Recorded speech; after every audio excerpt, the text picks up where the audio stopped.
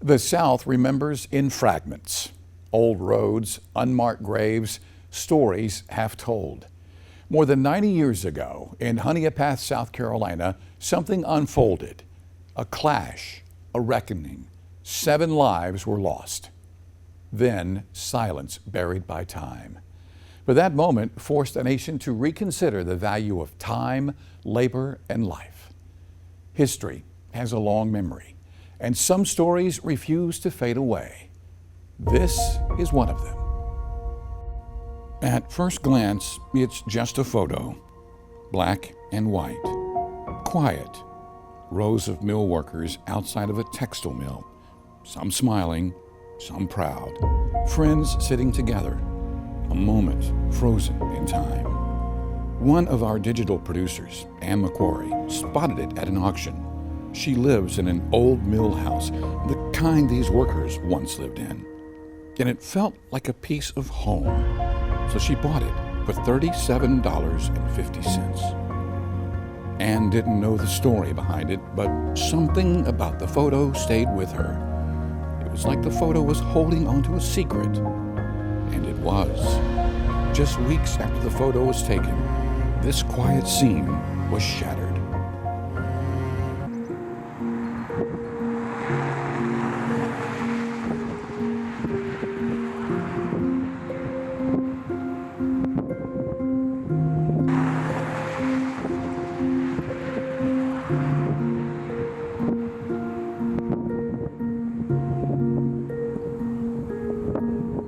A lot of people don't know about it because as a town, so I think a lot of people, like I love history, and a lot of people glorify their history. A lot of people want to talk about history. You know, you put up a monument so people come see it and read it, or you do this, that.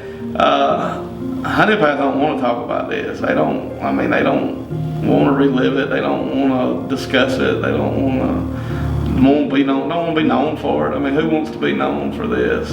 And so I think there's not a big push to talk about it. I mean, even when it was brought back up in the 90s and people started talking about it, it caused a lot of hurt. There was still people connected and families. I mean, you know, my next door neighbor is one of the greatest people we ever meet, but he's the grandson of the mill manager. I mean, we're all still here. We're friends and we're family and we love each other, and I mean, we don't want to talk about this stuff. I mean, it's like it's nothing to really be proud of.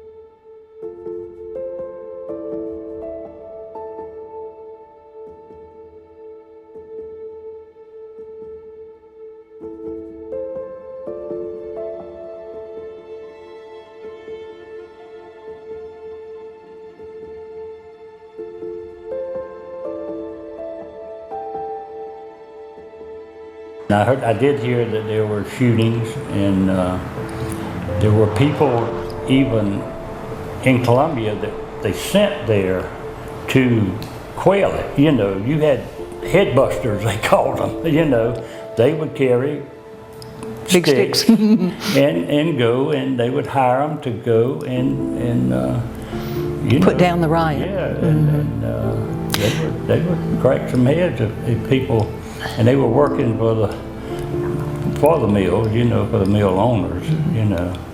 As far as hearing about the riots, that was not something that came into my understanding until I was an adult and really started researching, you know, the history, you know, more or less of textile industry here in South Carolina.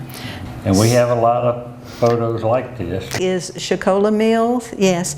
But we noticed all of the ladies in this black and white photo, they appear to be wearing something like uniforms, but on closer inspection, the fabrics are different, but they all have collars and cuffs made from what I believe is mill cloth that was made in there. Didn't hear much about the iron mill village. No, we lived here. They just didn't, it was kind of common knowledge about the mill, because most you know, the kids Families. we went to school with, their parents worked in the mill. So you would hear about things, but not really the bad things.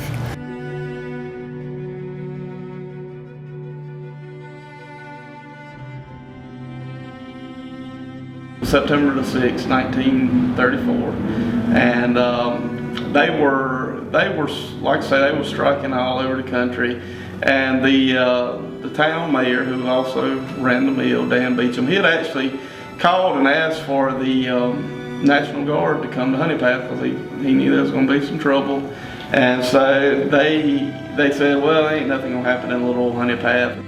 A lot of the people that were there that day here in Honey Path had come in from out of town. They called them flying squadrons is what they called them, and they would come from other areas and initiate the strike, initiate the picket line, and a lot of the townspeople here, they were just kind of looking, seeing, you know, kind of what's going on. A lot of them wanted to go to work, and so what they had done is they had formed a picket line and said, you know, the workers that were going to come in that morning wasn't going to get into the door. You know, they was going to block them from coming to work. And so you had a lot of tension because you had people that was for the union, and then you had people that wasn't for the union, people that just wanted to go in and work. And so the mill superintendent, he had actually deputized a lot of his loyal employees, and there was over 100 men that were deputized and stationed throughout the mill. They say there was actually a World War I era machine gun mounted on top of the mill that actually jammed with the fire. So they were singing songs and waving American flags and protesting and formed a picket line, and some scuffles broke out, and somebody passed out some picket sticks and picker sticks that were used in the mill, and then somebody started firing. And so just a short, brief time, 6 died on the scene. 1 ultimately died at the hospital later. Over 30-something was wounded, and so that's what kind of led up to that day. It was known around here as Bloody Thursday. It was Thursday, September the 6th, 1934.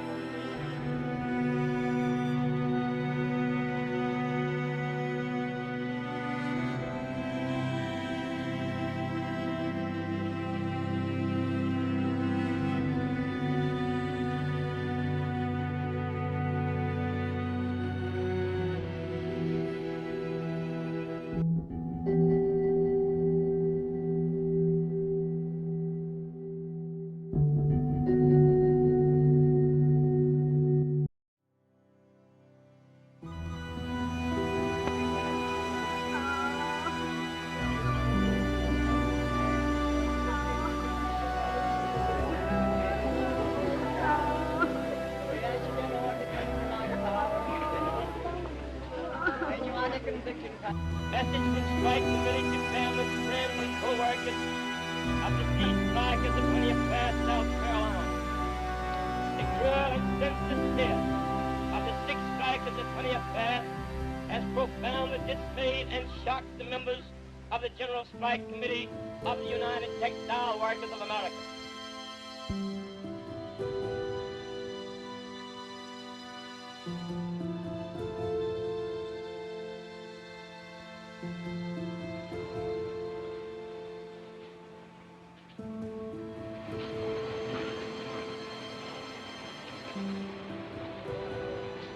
Yep, I'll show you probably right where that was shot at. So they bricked in these windows here, you know, later in the years they bricked them in. So, but yep, oh, that's definitely it. It is something to see. I just think about how their whole life just changed in an instant. I mean, you hear posing for a picture at work. I mean, how many times have you went into work, same old thing every day? My grandparents never talked about it, and you know, it just kind of was faded out of mind. So after all this, after what happened here in Honeypath, it actually led to the 40-hour work week, a lot of your child labor laws, and a lot of that kind of stuff.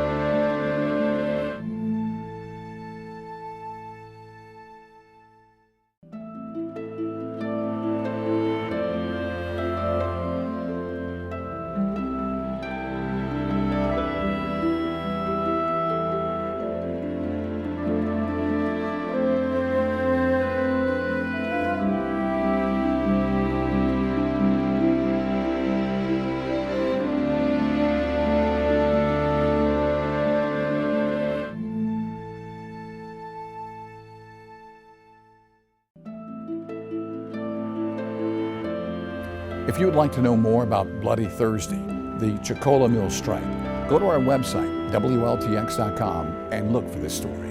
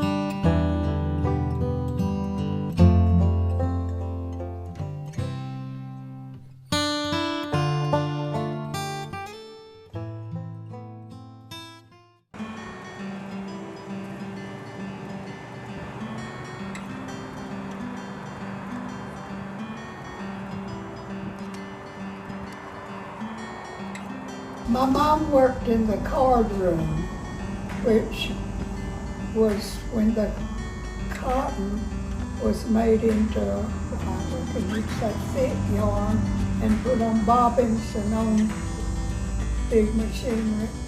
And then she had to watch it to be sure it was all running. If it broke or anything, they'd have to stop the machine and fix it and put it back on.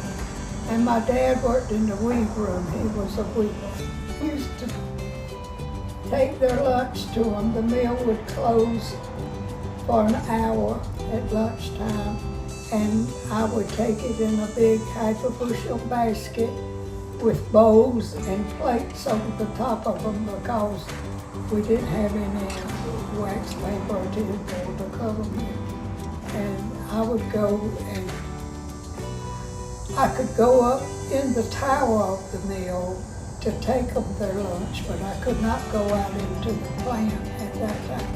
And I would take it up to the 3rd floor where my mama worked and just wait till they shut down, and then my dad would come up and they'd eat and talk. And I would nosy around and look around. I still couldn't go out in the plant. Oh, I would look in the door and see the plant and see all the big machinery and everything. But it was hot and it was noisy. Every floor was noisy. I can't remember, but the only one that didn't make as much noise was in the cloth room. Then when I was in high school in the summer, they were making badges because of the war. They was making badges for each employee.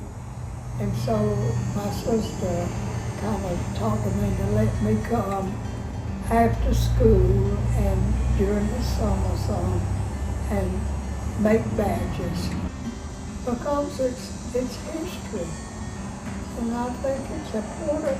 And it's important to a lot of people because a lot of people still live here that grew up here, and if they start tearing down houses, it'd be like tearing down their lives. So I think it's important that they keep it. And I think it's real great that they made the mills into something that's so important that they won't get destroyed.